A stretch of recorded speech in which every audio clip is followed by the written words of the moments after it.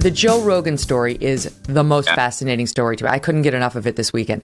And the reason I can't get enough of it is, I can't put it better than Glenn Greenwald, who wrote a great Substack piece on it over the weekend.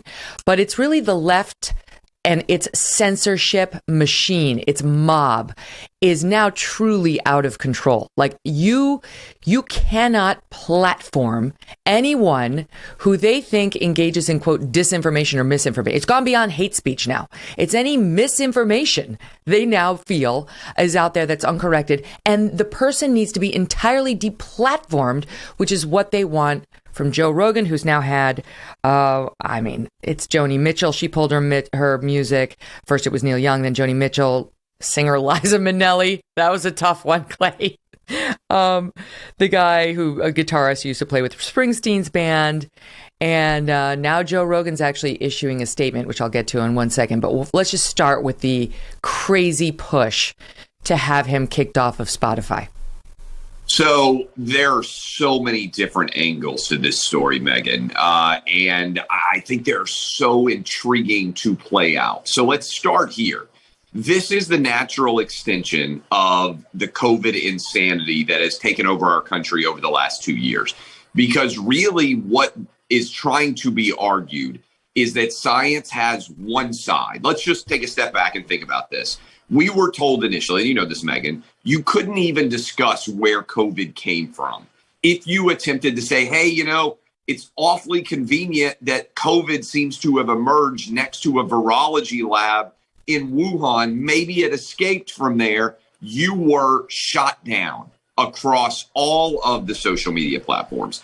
If early in the days of the vaccine, you looked at some of the data out of Israel and out of England, who were ahead of us in terms of their rates of vaccination, you said, wait a minute, their overall case numbers are continuing to increase. It's beginning to look like this COVID vaccine may not prevent you from spreading COVID or from getting COVID yourself. Remember when breakthrough cases were rare? That was the argument. You weren't even allowed to question in any way the efficacy of the vaccine.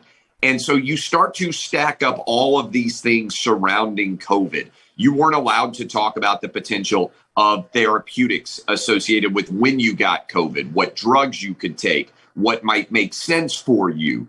All of these things were banned. You couldn't question in any way, wait a minute, I'm not sure that kids wearing cloth masks is going to protect them in the event that they have COVID circulating in the classroom. You couldn't even question whether schools should be shut down or not. You couldn't question whether kids should be wearing masks in schools. All of these things, as the data has come out and we have learned that many of those things, I see a great meme regularly on the internet, Megyn, that the distance between a conspiracy and the truth is about 6 months. And so there is a great deal of people who just question. And that's ultimately what science is all about, right? The scientific method is about questioning everything. And so this idea that the experts out there were only allowing one information source, we're only allowing one thing to be shared, I think has been fundamentally rejected by the vast majority of the American public.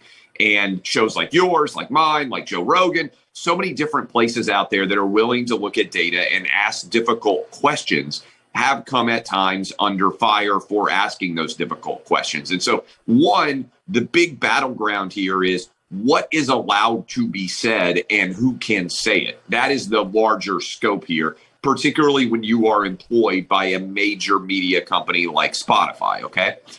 The bigger question to me, and I'm trying to unpack this, and you can dive in and tell me what you're thinking. I kind of had a Twitter thread last night. Censorship to me, Megyn, is not a sign of strength. It's a sign of weakness, ultimately.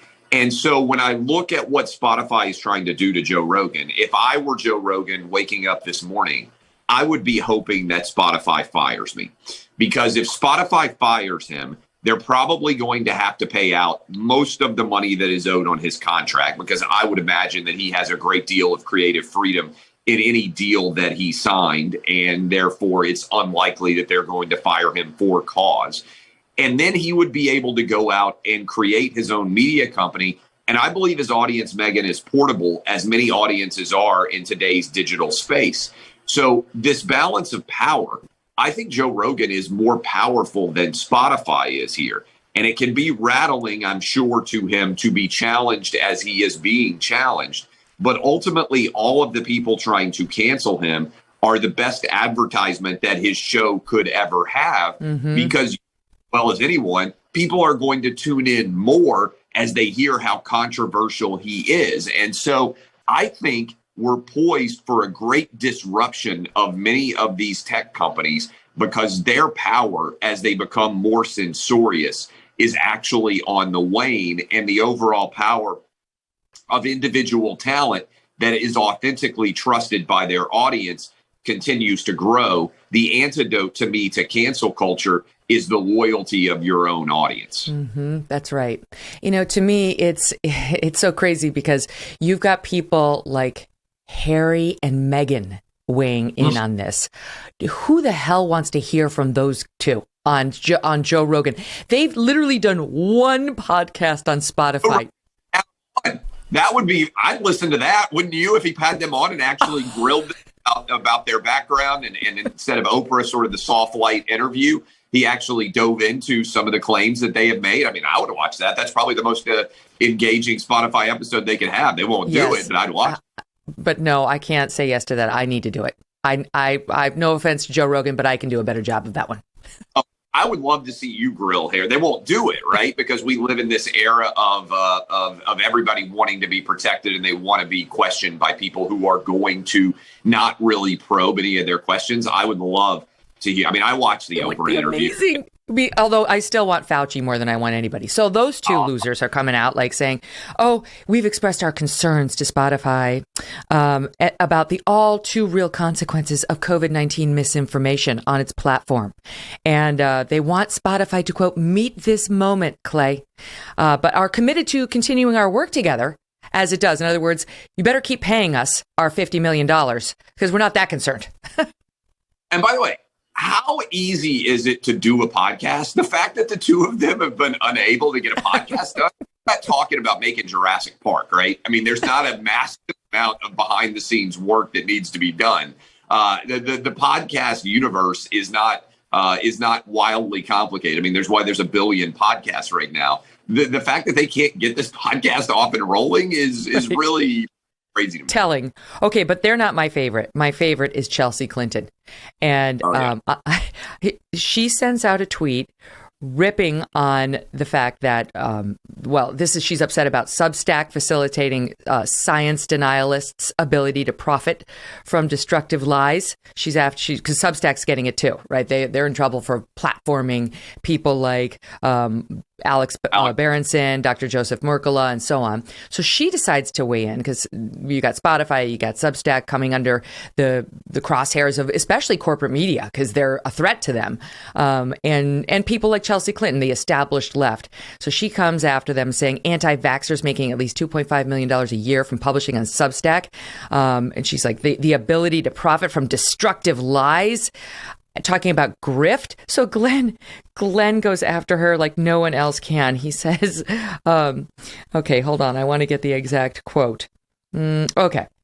Apparently, this political heiress, who is one of the world's richest individuals by virtue of winning the birth lottery of being born to rich and powerful parents, who in turn enriched themselves by cashing in on their political influence in exchange for $750,000 paychecks from Goldman Sachs for 45-minute speeches, and who herself somehow was showered with a $600,000 annual contract from NBC News, despite no qualifications, believes she is in a position to accuse others of grifting. That's exactly it. Who the hell wants to hear what she thinks about anything? Never mind grift.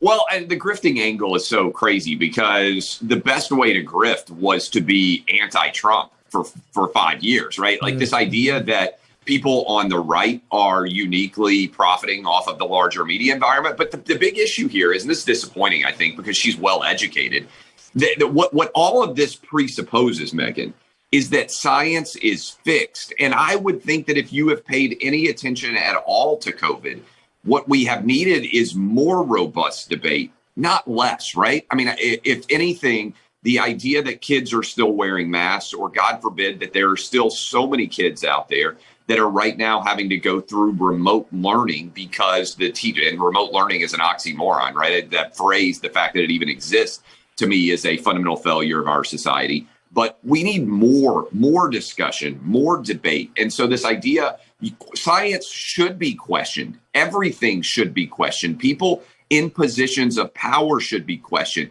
The conspiracy theory, in my mind, Megyn, does not come because you question authority or question the consensus opinion. It comes when you are not allowed to do that.